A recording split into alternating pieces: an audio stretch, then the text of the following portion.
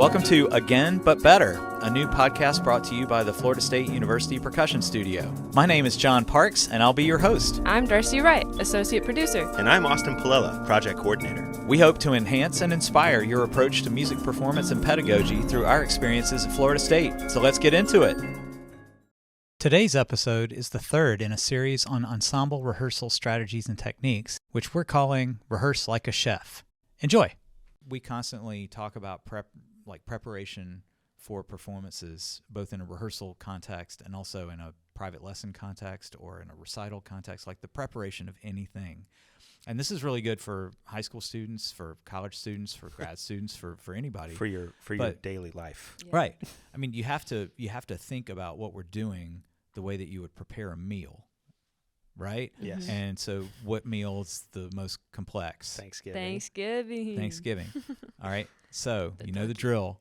So what's the most difficult, challenging thing to prepare? That bird. The turkey. The turkey, right? So what do you do, like, comparatively to prepare the turkey versus cranberry sauce?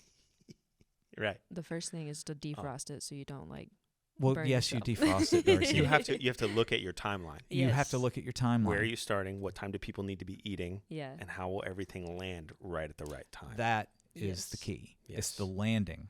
So if you know it's going to take 5 hours to start the turkey, you don't wait until 1 hour before the meal To to start it, because that's not going to work. No. If you know that it's going to take 5 minutes to make the cranberry sauce, you don't necessarily have to do that. So far, you don't have to backload it from The day easiest before. to hardest. You got to do it from the hardest thing to do to the easiest thing to Exactly. do, so that the performance is where everything has to come out at one time, and it's all hot or whatever it's supposed to be and ready and perfectly cooked and perfectly spiced and perfectly presented Yeah. and perfectly thought out. I mean, that's what I think the efficiency gives you time to do. It's beyond, all right, everybody, dinner's ready. But no, we've had time to, like, exactly the way that we want it to come out, exactly the way that we want for the most part. And I think that that's true even on PASIC or whatever preparation timelines. We're always thinking about that. Absolutely. Because otherwise, what's the point? Yeah. That's what it comes down to for me. Hey, if we're going to do this, let's do it the right way. And I have taken that methodology and attached it to my entire life. And I've also learned where I don't need to be quite as crazed, for lack of a better term. But for the parts where it works, I mean, I'm happy. I love what I do. I love playing music, and I love playing music at a high level. I love eating, and I love cooking at a high level and cooking great food. Well, I think that's the thing, Austin, is that it's really fun to be awesome. Yeah. It's really fun to be good. It's even more fun to be great. It's exceptionally fun and life-changing to be exceptional, I think. And, on a daily basis, on a regular semester basis, we play at a very high level. But a PASIC semester, Right. like, our goal is, if we never ever get to play there again, we Right. want people to remember this show for a long time. Exactly. And I feel like that was, definitely a takeaway from that experience. Yeah. And I think that, from a peaking perspective, every night on tour, we got better, we got cleaner, we got, whatever it happened to be, more solid, more consistent. And finally, we were able to just hit save and say, do that. Yeah. Go out and do it. And that was that. But I also wonder, too, if you don't know what that level is, Right. then how do you expect to get people there? Well, I think that's part of it. It's like, if you front load to that point, the buy-in from the students, the buy-in from your colleagues is so strong that you're able to get to what you might have considered a peak performance early. Right. And then the fun is the experimentation, what happens if we try this? What happens if we do this? What happens if I ask you to try, like, if you... The what if questions. And that's where the fun, and how many times, most of the time, maybe we keep those things. There are times that we do not, where I'll say, try this, move this up an octave, move this here, you play that part, whatever. And we'll listen to it and be like, that's awesome. Or, I don't like it, go back and just do it the way that you did. But how do you know unless you try? Well, how can you try unless you can actually play at a level where it makes a difference. Right. You know, and I think that's true. Like, I guess some people could listen to this and be like, well, that's easy for you to say.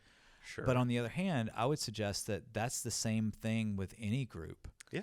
It doesn't matter. Like, if you're learning hot cross buns with the beginning band, there is a way for you to go in and keep it super fun.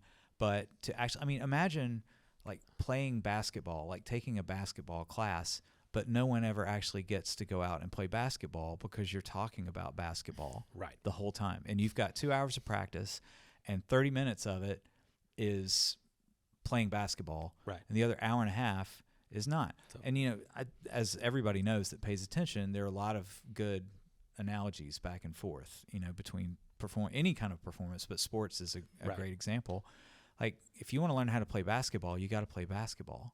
You got to do it. And every now and then you'll see, like a college coach, every time you watch a practice, what are the students doing? They are playing. Mm-hmm. They are running plays. They are running routines. They're doing something.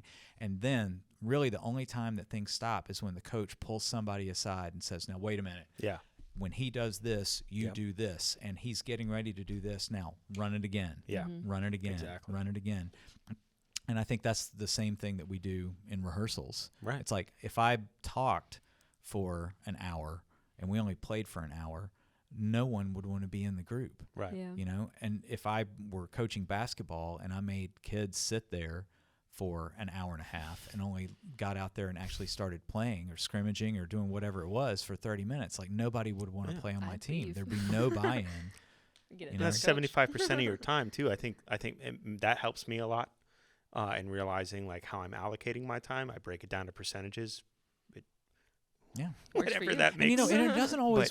This is yeah. the thing too. Like, this system is not foolproof. Like, life has a way of throwing things into, you know, chaos at times. But I think the more prepared you are early, the easier it is to navigate those things, so that when they do come up, and they do, and, you know, I've in my life, like, I'm not perfect. Like, I've not been as ready as I would like to be for certain things, you know, and you could say, well, why didn't you do what you did? Well, I tried. Right. Sometimes it works out that it doesn't work out the way that I would actually like, but it's not for lack of trying or planning. Right. It just is sometimes what happens. But if you're far enough along on that continuum already, then even if something does throw you off, it's still going to be really great. Right. Yeah. You know? And I think that that's important. And a lot of that comes from preparing and anticipating potential problems. Right. Like this episode? Let us know your thoughts. The Again But Better team includes associate producer Darcy Wright, project coordinator Austin Palella, editing and production by Tallahassee Photo and Video, also known as the amazing Justin Ball, and I'm your host, John Parks. See you next time for another episode of Again But Better.